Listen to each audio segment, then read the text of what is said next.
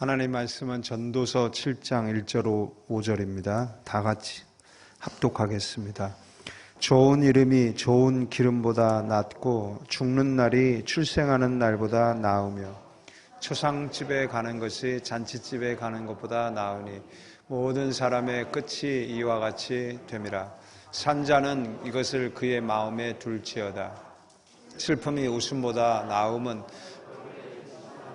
마음에 유익하기 때문이니라. 지혜자의 마음은 초상집에 있으되 우매한 자의 마음은 혼인집에 있느니라. 지혜로운 사람은 책망을 듣는 것이 우매한 자들의 노래를 듣는 것보다 나으니라. 인사하겠습니다. 같이 예배드려서 행복합니다. 네거티브의 유익이라는 제목으로 하나님 말씀을 나누겠습니다. 인터넷에서 어느 분이 올려놓은 글을 보았습니다. 포지티브는, 즉 긍정적인 것은 항상 이상에 머물고, 네거티브, 부정적인 것은 현실적이다, 이런 말인데요. 만나고 싶은 이상형을 예로 들면 마음은 마더 테레사 같고 몸매는 이태임과 같고 얼굴은 아이유인 그런 여인, 재력은 이재용급이고 학식은 퀴리 부인이고 성격은 예수님급이고 야망은 메르켈 총리 되는 정도 되는 여인, 낮에는 심사임당이고 밤에는 메간 폭스가 되는 그런 여인, 그런 여인이 이상형이라는 거예요. 그런데 그런 사람이 있을까? 그런 사람 만나기가 어렵죠. 포지티브는 언제나 이상적인 거예요. 네거티브는 현실적입니다. 그래서 이 사람은 소개팅을 하러 갈 때는 이상형의 사람을 찾기보다는 네거티브적인 기준을 가지고 내가 원하지 않는 성격이나 외모, 습관 이런 것들을 먼저 걸러내면 그 소개팅에 성공할 확률이 올라간다는 거예요. 이것만 빼고는 다 돼. 키 150cm 이하, 몸무게 100kg 이상 빼고는 다 괜찮아. 이런 네거티브 방식으로 소개팅에 나가면 성공할 확률이 높다는 거예요. 그래서 이분은 일을 선택할 때도 이 네거티브적 방법으로 일을 선택한다고 합니다. 나는 어떤 일을 하기 싫어하는 것일까? 내가 싫어하는 일은 어떤 일인가? 그걸 생각을 해본다는 거죠. 첫째, 갑이 될 수 없는 일. 둘째, 시간에 쫓겨 사는 일. 셋째, 낮과 밤이 바뀌지 않는 일. 넷째, 돈에 영혼이 팔려 잠식되지 않는 일. 다섯째, 만나고 싶지 않은 사람을 만나야 하는 일. 여섯째, 기계처럼 반복하지 않는 일. 이렇게 하기 싫은 일들을 쭉 나열을 해보니까 어느 방향으로 가야 할지 분명히 방향이 잡힌다는 거예요. 이 일들만 하지 않고 살면 왠지 행복해질 것 같다라는 마음이 든다라는 거예요. 이 글을 읽는데 공감이 됐어요. 포지티브는 언제나 이상적인 것이고 네거티브는 현실적인 것이다. 굉장히 공감이 됐어요. 무슨 말이냐고 하면 우리가 중요한 결정을 하려고 할 때 이상을 쫓아 결정하면 안 돼요. 실패할 확률이 많아요. 네거티브적인, 현실적인 생각을 하는 거죠. 그럴 때 배우자를 결정한다든지 직업을 결정한다든지 할 때 현명한 결정을 할 수 있게 된다. 전도서 말씀이 왜 공감이 될까요? 왜 많은 사람들이 전도서에서 삶의 지혜를 얻을까요? 네거티브적이기 때문에 그렇습니다. 모든 것이 헛되다로부터 시작이 되어져 가지고 오늘 본문에도 보면은 초상집, 슬픔, 책망, 눈물 다 부정적인 것들이에요. 우리가 별로 안 좋아하는 것들이에요. 이 네거티브적 주제들이 실제 우리가 삶을 살아가는데 실제적인 지혜를 제공해 줍니다. 우리가 신앙생활할 때 꿈은 요셉이지만, 이상은 요셉이지만 사실 우리가 위로를 받는 인물은 야곱입니다. 또 하갈입니다. 요셉처럼 우리의 삶에 엄청난 무슨 역전이 일어나고 엄청난 성공이 나에게 주어지기를 꿈꾸고 원하지만, 그러나 우리의 현실은 어떻습니까? 실수하고 죄짓고 넘어지고 엎어지고 그래서 힘들어하고 낙심할 때 나와 비슷한 삶을 살아낸 야곱을 보면서 저런 사람도 하나님이 그래도 사랑해 주시고 그래도 은혜 베풀어 주셨는데 하면서 위로를 받고 소망을 얻고 또 이럴 땐 이렇게 해야 되겠구나 지혜를 얻게 된다라는 거예요. 그래서 야곱이 이스라엘의 시조가 된 거고, 그래서 하갈이 이슬람의 시조인 이스마엘의 어머니가 된 것 아니겠습니까? 네거티브적 삶이 현실적 지혜가 되기 때문이에요. 인류 역사상 가장 위대한 사람으로 인정받는 분이 예수님이죠. 예수님을 하나님의 아들로 믿든 안 믿든 모든 사람들은 예수님을 위대한 성인으로 인정을 해요. 왜 그럴까요? 왜 그분의 삶을 남다르게 여기고 위대하다고 여기며 숭배하는 걸까요? 인정하잖아요. 예수님 4대 성인으로. 왜 그럴까요?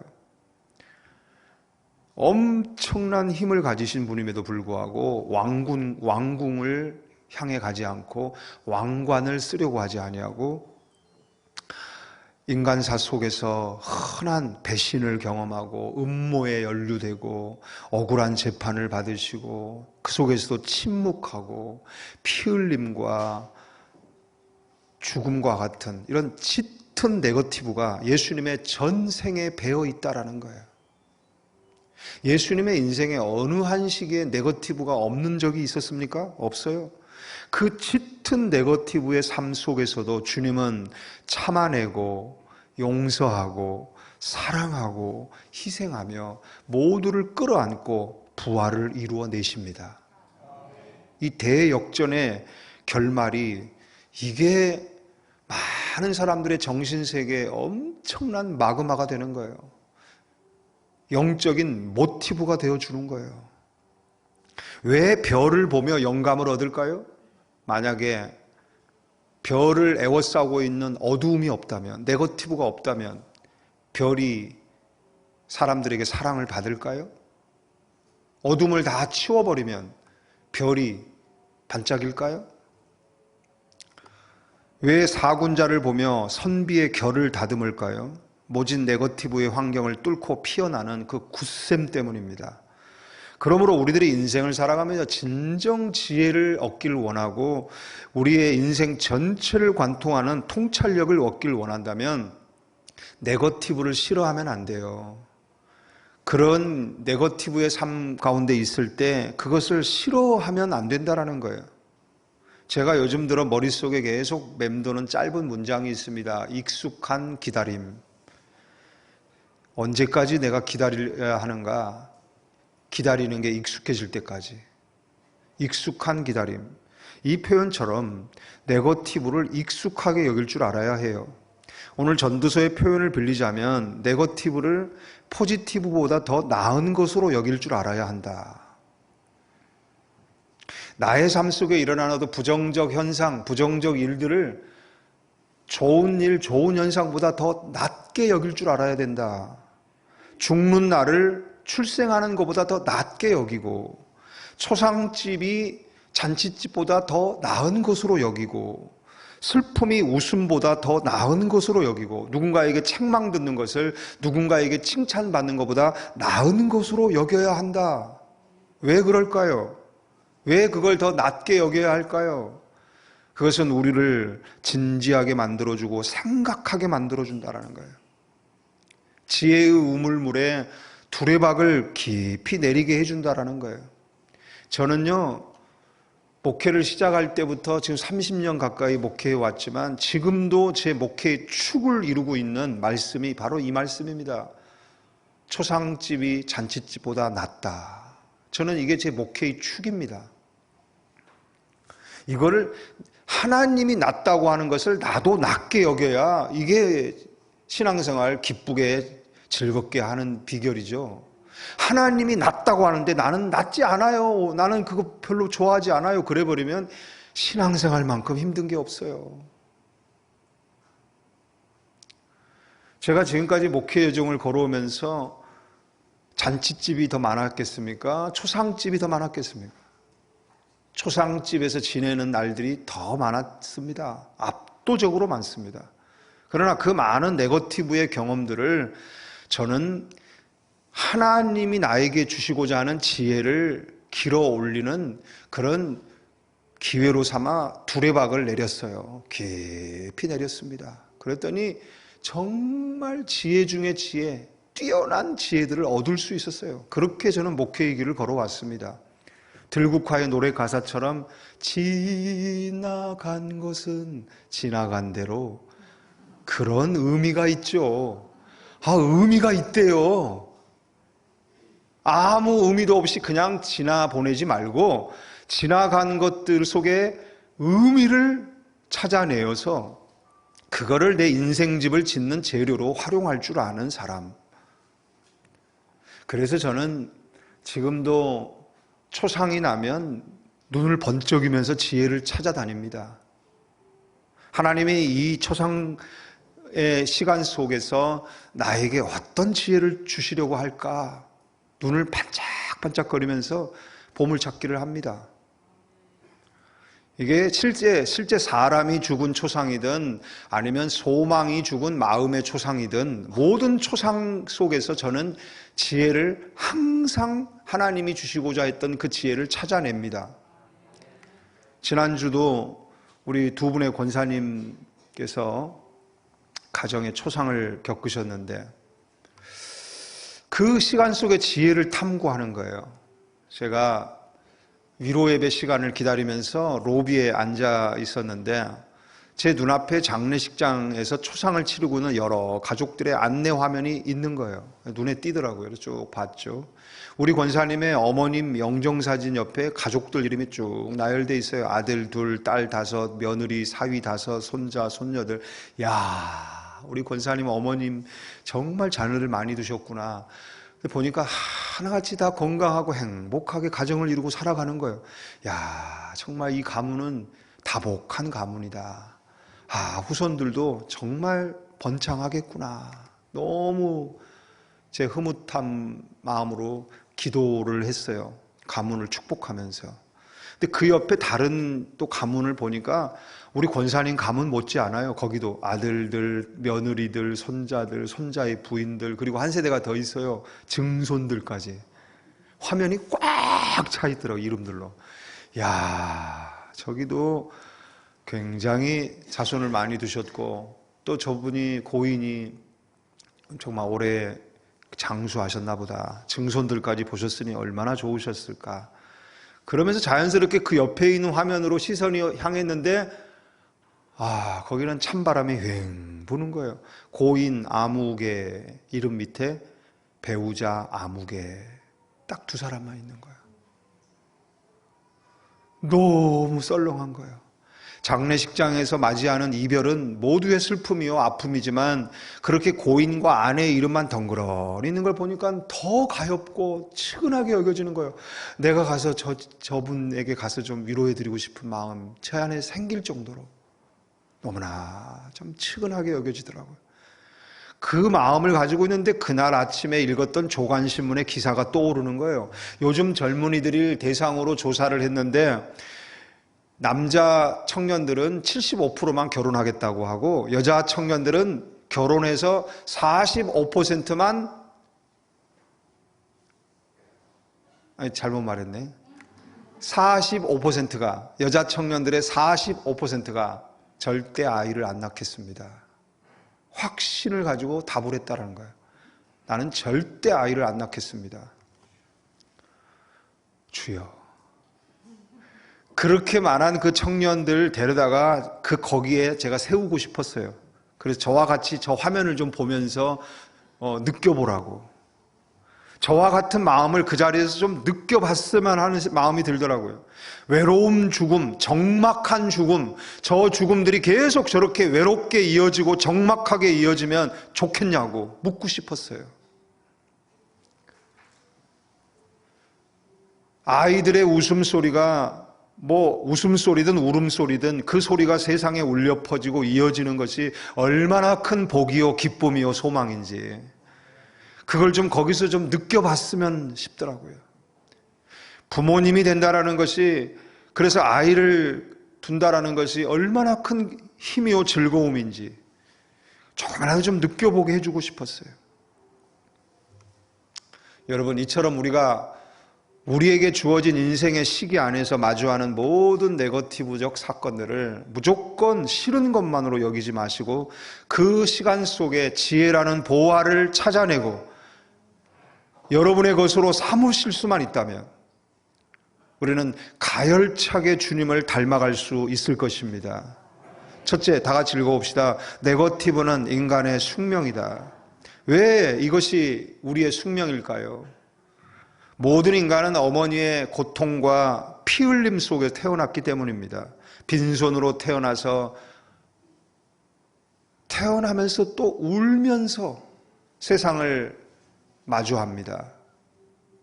왜 우는지 모르지만 하여간 빈손으로 태어나 하고 울면서 세상을 마주하는 거예요. 보세요. 어머니의 고통, 울부짖음, 피 흘림, 빈손, 눈물. 인생의 출발이 풍성한 네거티브 속에 시작이 되는 거예요. 그래서 우리는 인생을 살면서 항상 그런 네거티브 속에 있을 때 뭔가 익숙함을 느끼고 그 속에서 새롭게 일어서는 것에 또한 익숙합니다. 왜? 그렇게 시작한 것이 내 인생이기 때문에. 우리는 네거티브적 상황에 처했을 때 상심하고 힘들어하고 그로 인해 낙심하기도 하지만 그러나 거기서 감동하고 거기서 새로운 다짐을 하고 거기서 새롭게 일어나기도 합니다. 할렐루야. 왜? 그것이 우리의 숙명이기 때문이에요. 우리가 예수님의 생애를 이렇게 둘러볼 때 사복음서 읽으며 예수님의 생애를 반복해서 우리가 묵상하고 있잖아요. 가장 애잔함을 느낄 때가 언제셨습니까? 주님을 더 인간적으로 사랑하게 될 때가 언제셨습니까? 저 같은 경우는 예수님의 십자가에 매달려 있는 그 상황에서 가장 힘든 상황에서 제자 요한에게 가엾은 어머니를 부탁하는 모습, 저는 참 마음이 짠해지는 걸 느꼈어요. 본인은 가장 심한 하나님께 버림받고 하나님께 기도가 응답되지 못하고 육체적인 고통이 극에 달한 그 심한 네거티브의 상황에서 더 가엾은 어머니를 불쌍한 마음으로 걱정하는, 그러면서 챙기는 그 모습 짠하지 않아요? 그 예수님을 더 사랑하게 됐어요. 저는요. 영화 한산을 보면서 감독편을 봤더니 이순신 장군이 출정을 앞두고 고향에 가서 초가집에서 어머니를 마주하고 대화 나누는 그 마지막 대화 나누는 모습이 너무나 감동을 주는 거예요. 왜? 전쟁이라는 네거티브에서 어머니와 나누는 마지막 대화, 그 모습이 마음을 울리는 거죠. 저는 목사로서 참 못난 게 많아요. 잘난 게 별로 없어요. 제가 물어봐도 아무도 저 이렇게 잘난 부분 얘기 안 해주시더라고요. 그래서 저는 참 못났고 참 설교도 못하고 기도도 많이 못하고 그런데 성도님들이 저를 사랑해 주셔요. 하트를 많이 보내주세요. 하트를 너무 사랑해 주셔서 저는 항상 이 퀘션이 있어요. 성도님들이 나 같은 사람 왜 이렇게 많이 사랑해 주실까? 근데 제가 생각해 보니까 이것 때문인 것 같아요. 제가 성전을 사랑하는 마음으로 성전을 향해 흘린 땀과 피를 우리 성도님들이 알기 때문이 아닐까. 성전을 지으면서 수리하면서 떨어져가지고 목이 그 디스크가 파열되고 못에 찔리고 톱에 베이고 물건에 깔리고 죽을 뻔도 하고 입원하고 이런 것들을 고생한 거를 우리 성도님들이 알기 때문이 아닐까. 단지 고생해서 불쌍해서 저를 사랑하는 것이 아니고 그 고생하는 그 모습을 쭉 지켜봤는데 참 고생스러운데도 불구하고 예수님을 사랑하는 모습으로, 예수님을 사랑하는 마음으로 즐겁게 그 일을 감당하고 웃으면서 그 일을 하는 것, 그 내면에 꽃이 피어난 것을 보았기 때문이 아닐까. 노동이 언제 예배가 될까요? 예배가 언제부터 노동이 될까요?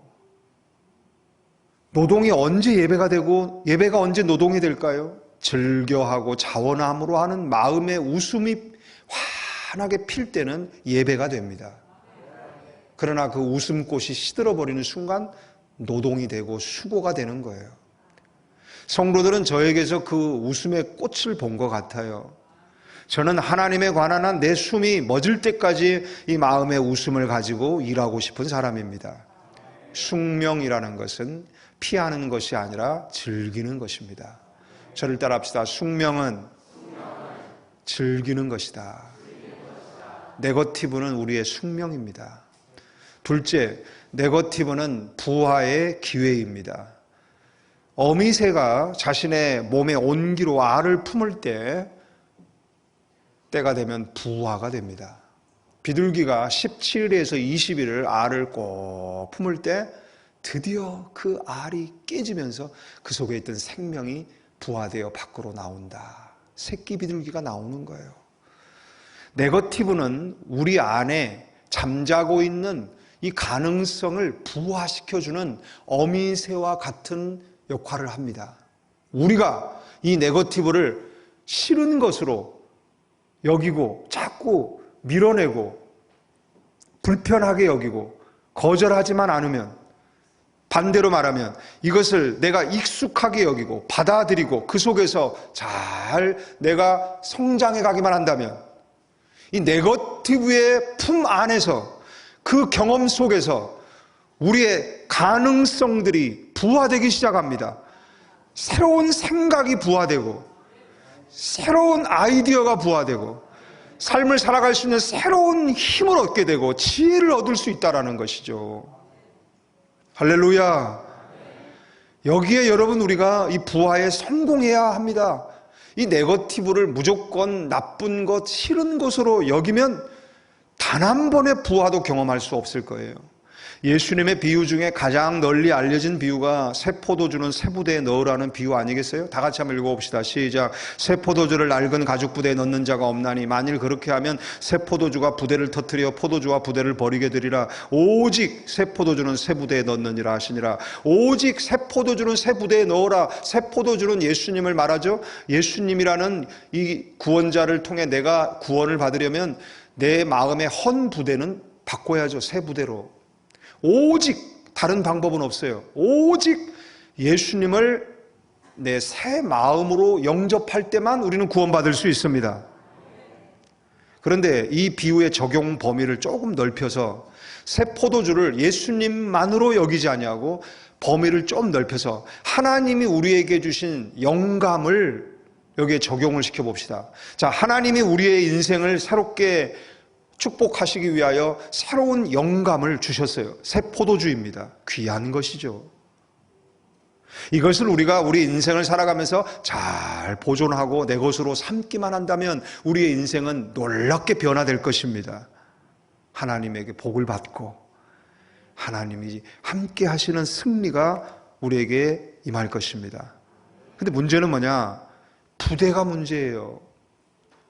새 부대를 가져야 되는데 자꾸 헌 부대를 가지고 이 새 포도주를 담고 가려고 하니까 이 뜯어져 가지고 포도주도 버리고 부대도 버리더라는 거예요.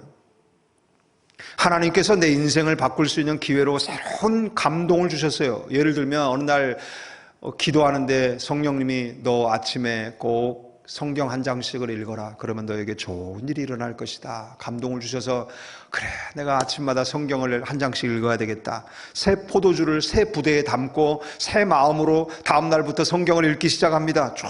그리고 작심삼일이요. 자, 그 새 포도주를 계속 내 것으로 완전히 삼을 때까지, 완전히 내 마음이 새 부대가 될 때까지 잘 보존해 나가야 되는데, 그게 습관이 될 때까지 잘 이어가야 되는데, 3일 지나고 나니까 늦잠 자게 되고 어렵게 일어나고 지각할까 봐 헐레벌떡 집을 나서니 언제 성경을 읽겠어요? 다시 옛날로 돌아가 버려요. 헌 부대가 이 새 포도주를 담지 못하게 되죠. 결국 터져버립니다. 그러다가 깨지고 넘어지고 병들고 그러면 또 깨닫죠. 아, 내가 그때 성경을 계속 읽었어야 되는데.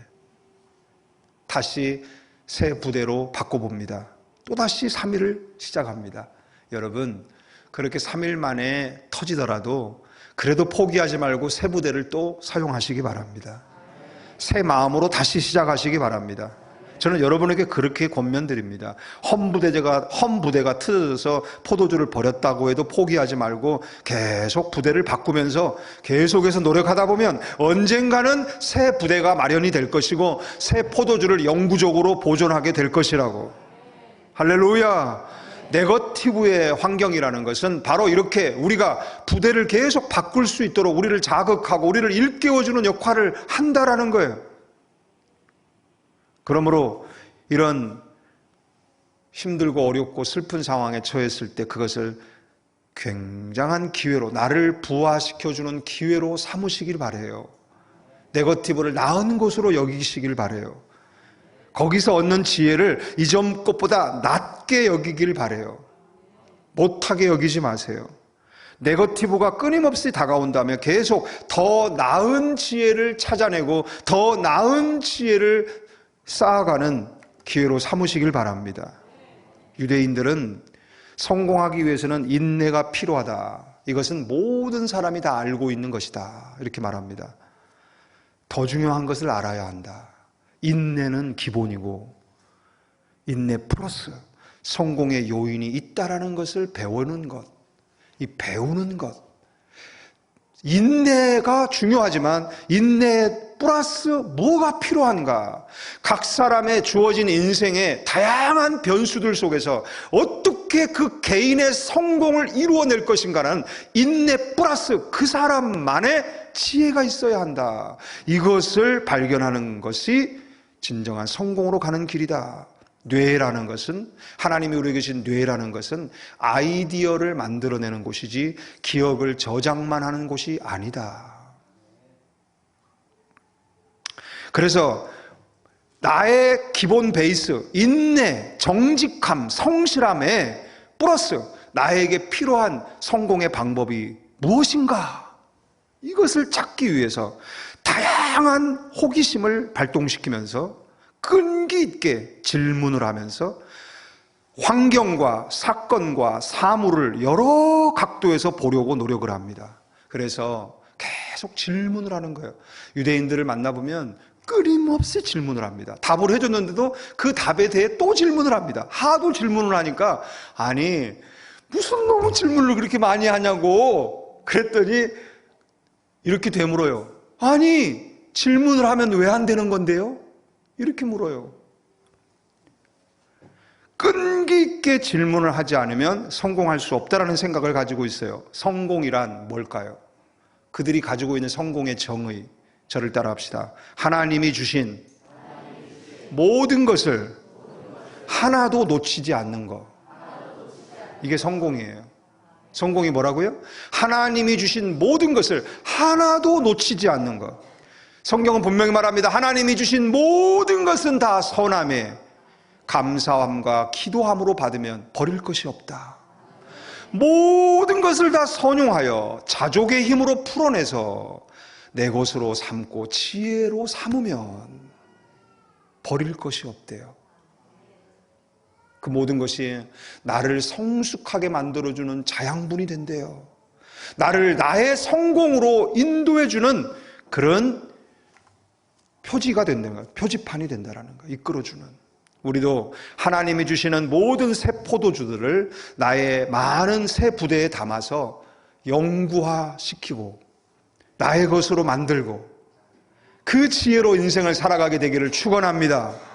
그러려면 네거티브들을 익숙하게 여겨야 합니다. 나은 곳으로 여겨야 합니다. 끈기 있는 질문과 탐구를 통해 내가 가지고 있는 기본적인 성공의 방법에 무엇이 더 플러스 돼야 하는가 계속 지혜를 첨가해야 하고 지혜를 쌓아가면서 더 완전한 지혜로 나아가는, 그래서 하나님께서 나를 위해 예배해 놓으신 나의 성공에 이르르는 주인공들이 되시기를 축원합니다. 마무리합니다. 이제 마무리할게요. 저를 따라하세요. 죽음 앞에 서면, 크게 따라하세요. 죽음 앞에 서면 인생은 정리된다. 죽음 앞에 서면 우리 인생은 정리가 돼요. 암 선고만 받아도 정리되더라고요. 꼭 붙들어야 할 것과 버려야 할 것 쉽게 정리됩니다. 쉽게 정리돼요. 고민하지 않아요. 이거 버려야 되나 말아야 되나 들었다 놨다 하지 않아요. 쉽게 정리가 돼요. 우리의 인생이 너무 소중하기 때문에 우리는 정리하면서 사는 이 꼭 필요한 일을 해야 합니다. 인생이 너무 짧고 인생이 너무 소중하기 때문에 하나님은 종종 우리들로 네거티브의 상황을 지나게 하시며 정리를 시키십니다. 그 상황을 지날 때 짜증내지 마시고 예민해지지 마시고 신경질 부리지 마시고 제발 좀 지혜로워지십시오. 그 속에서 지혜를 찾으십시오. 네거티브를 더 낮게 여기십시오. 기도하겠습니다. 하나님